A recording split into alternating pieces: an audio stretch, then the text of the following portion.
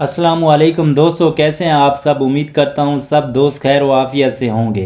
मुअज़्ज़िज़ दोस्तों, आज हम आपको सैर कराएंगे एक ऐसे मुल्क की जहां का मज़दूर भी लाखों कमाता है, जहां की करेंसी इतनी मुस्तहकम तो नहीं है, लेकिन इस मुल्क की मईशत बहुत ज़्यादा मजबूत है। जी हाँ, आज हम आपको सैर कराएंगे जनूबी कोरिया की।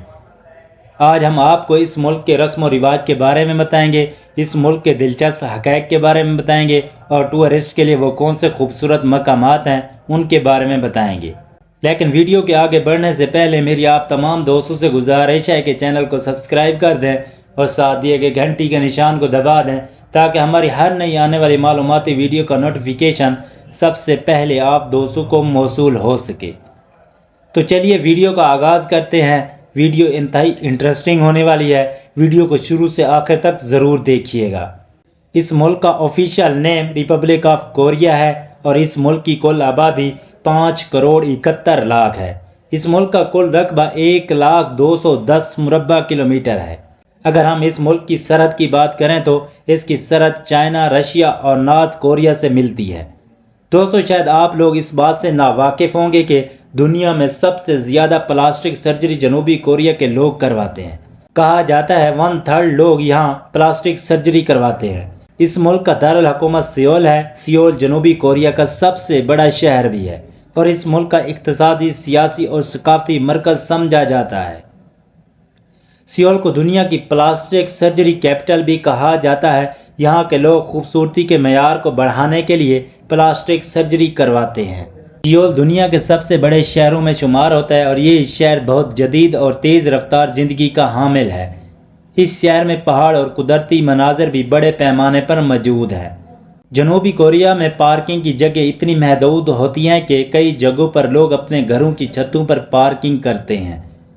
जनूबी कोरिया में नंबर 4 को बदकिस्मती की अलामत समझा जाता है, इसीलिए इमारतों में अक्सर चौथी मंजिल को F से ज़हर किया जाता है। जनूबी कोरिया टेक्नोलॉजी के लिहाज से दुनिया के तरक्की याफ्ता ममालिक में से एक है। ये मुल्क अपनी जदीद टेक्नोलॉजी के लिए मशहूर है, ख़ास तौर पर इलेक्ट्रॉनिक, सेमी कंडक्टर्स और इंफॉर्मेशन टेक्नोलॉजी के शोबों में। सैमसंग और LG जैसी बड़ी कंपनियां जनूबी कोरिया में कायम हैं। इसके अलावा जनूबी कोरिया 5G नेटवर्क की तरक्की में भी पेश रहा है और मसनूई ज़हानत, AI, रोबोट्स और ख़ुदकार गाड़ियों के शोबों में भी नुमायाँ पेशरफ्त कर रहा है।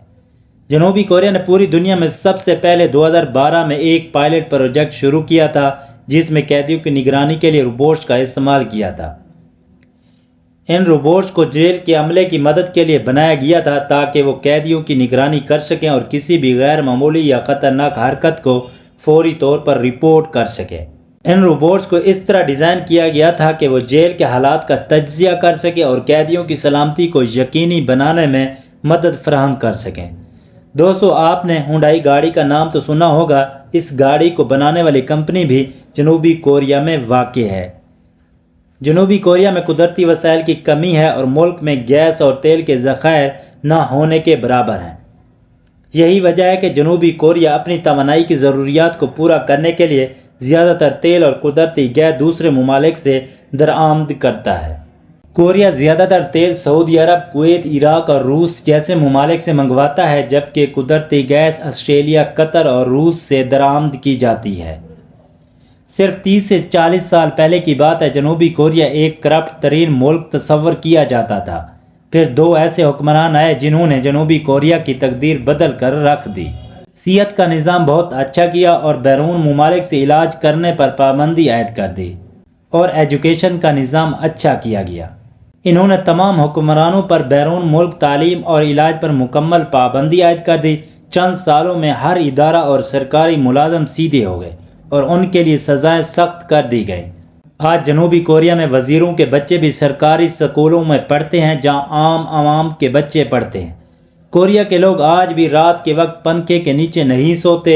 उनका मानना है कि अगर बंद कमरे में पंखा चलाकर सोएं तो ऑक्सीजन की कमी या जिस्मानी दर्जा हरारत में कमी की वजह से मौत हो सकती है। कोरिया के लोग शॉपिंग को बहुत ज़्यादा हद तक पसंद करते हैं, इसलिए दुनिया के बड़े बड़े शॉपिंग मॉल आपको कोरिया में देखने को मिलेंगे। इस मुल्क में औरतें और मर्द दोनों काम करते हैं। इस मुल्क में अगर औरत रात के वक्त 2-3 बजे भी घर से बाहर निकले तो वो खुद को महफूज समझती है। یہاں کا لائف سٹائل انتہائی شاندار ہے۔ اگر آپ جنوبی کوریا جائیں تو آپ کو کورین زبان آنی چاہیے، کیونکہ یہاں کے لوگ انگلش کو بہت کم جانتے ہیں۔ جب بھی آپ اس ملک میں جائیں تو کورین زبان سیکھ کر جائیں۔ اس ملک کا لٹریسی ریٹ 98% ہے۔ یہاں کی مشہور یونیورسٹیز میں سیول نیشنل یونیورسٹی، کوریائی ایڈوانسڈ انسٹی ٹیوٹ of science and technology, پوسان national university اور کوریائی یونیورسٹی شامل ہیں۔ اس ملک میں سردی بہت زیادہ پڑتی ہے اور ٹورسٹ حضرات بڑی تعداد میں اس ملک کا وزٹ کرتے ہیں۔ اب ہم آپ کو جنوبی کوریا کے خوبصورت مقامات کے بارے میں بتاتے ہیں۔ جیجو جزیرہ، یہ جزیرہ جنوبی کوریا کا سب سے مشہور سیاحتی مقام ہے۔ یہاں کی قدرتی خوبصورتی، آتش فشانی پہاڑ، آبشاریں اور ساحلی علاقے لوگوں کو اپنی طرف متوجہ کرتے ہیں۔ جنوبی کوریا کا دارالحکومت سیول جدیدیت اور روایات کا حسین امتزاج ہے۔ یہاں کی تاریخی جگہ جیسے گگچک پیلیس اور بوکچون ہنکوک ولیج اپنے روایتی طرز تعمیر کے لیے مشہور ہے۔ بوسان، یہ شہر جنوبی کوریا کا دوسرا بڑا شہر ہے اور اس کے سیل خاص طور پر ہنڈے اور گونڈو بہت مشہور ہیں۔ ڈمیا، یہ دنیا کی سب سے بڑی فوجی حد بندی ہے۔ یہاں سیاحوں کو شمالی اور جنوبی کوریا کی سرحد پر موجود قدرتی مناظر دیکھنے کا موقع ملتا ہے۔ موڈو، یہ پارک جنوبی کوریا کے جنوب مغرب میں واقع ہے اور اس کی خوبصورت پہاڑیوں اور جھیلوں کے مناظر بہت پرکشش ہیں۔ سوجو، یہ ایک تاریخی شہر ہے جہاں کی قدیم عمارات اور باغات بہت حسین ہیں۔ یہاں کا جویچنگ باغ اور سوجو قلعہ خاص طور پر مشہور ہے۔